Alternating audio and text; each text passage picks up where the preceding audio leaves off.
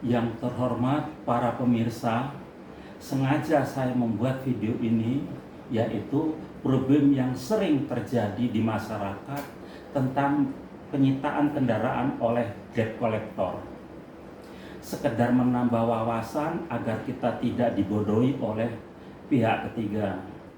Saat ini saya akan membahas tentang debt collector. Ada yang mengatakan debt collector itu si mata elang. Praktek di lapangan sering terjadi, main rampas kendaraan di jalan umum. Hal ini sangat penting untuk kita ketahui bersama. Perlu kita ketahui bahwa debt collector tidak diperbolehkan menyita paksa barang atau kendaraan milik debitur atau milik kita tanpa putusan pengadilan, kecuali jika terdapat perjanjian fidusia dan dilakukan sesuai prosedur peraturan otoritas jasa keuangan atau POJK. Di sini diatur nomor 22 tahun 23. Penyitaan paksa tanpa prosedur hukum dapat dikategorikan sebagai tindak pidana pencurian. Itu diatur dalam Undang-Undang Nomor 1 Tahun 2023 Pasal 476.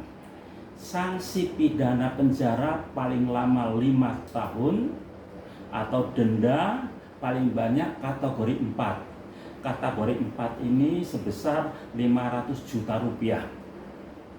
Atau perbuatan melawan hukum yang diatur pada pasal 1365 Kitab Undang-Undang Hukum Perdata. Hukum dan aturan terkait. 1. Kita melihat dari putusan pengadilan.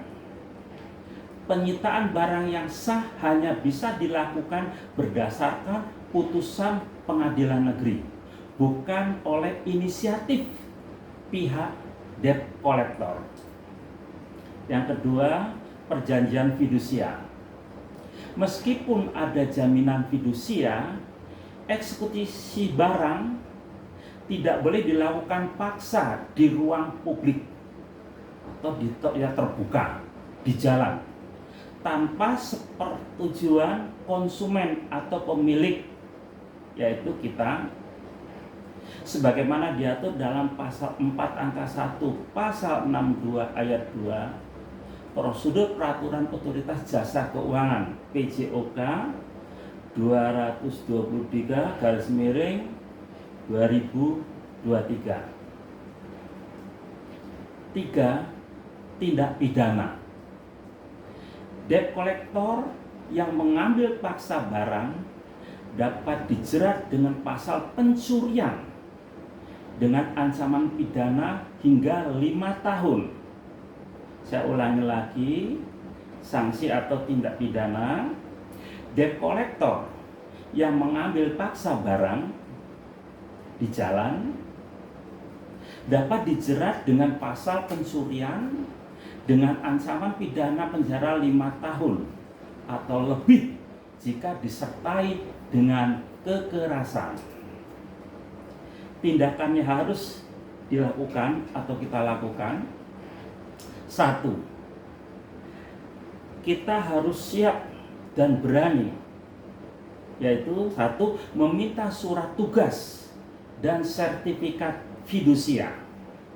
Pastikan debt collector membawa surat tugas resmi, kartu sertifikat profesi, serta sertifikat jaminan fidusia. Itu yang ada, yang harus dipegang oleh debt collector. Yang kedua, tolak penyitaan paksa. Jika tidak ada dokumen resmi debitur, pemilik kendaraan berhak menolak eksekusi. Saya ulangi, tolak penyitaan paksaan. Jika tidak ada dokumen resmi debitur, pemilik kendaraan berhak menolak eksekusi. Yang berikutnya, yang ketiga, laporan ke pihak berwajib. Jika terjadi pengancaman, kekerasan atau penyitaan ilegal, segera lapor ke kantor polisi terdekat. Ulangi, jika terjadi pengancaman, kekerasan atau penyitaan ilegal, segera lapor ke kantor polisi terdekat. Yang berikutnya keempat, adukan ke OJK atau AFI.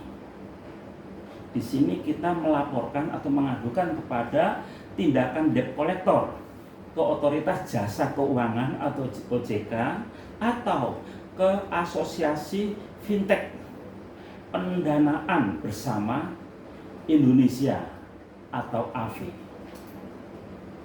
Penyitaan tanpa prosedur yang benar adalah pelanggaran hukum. Debt collector tidak memiliki kewenangan eksekusi layaknya seperti jurusita pengadilan. Saya ulangi, penyitaan tanpa prosedur yang benar adalah pelanggaran hukum. Dan debt collector tidak memiliki kewenangan eksekusi layaknya seperti jurusita pengadilan. Demikian sekilas info, semoga bermanfaat bagi kita semua. Amin.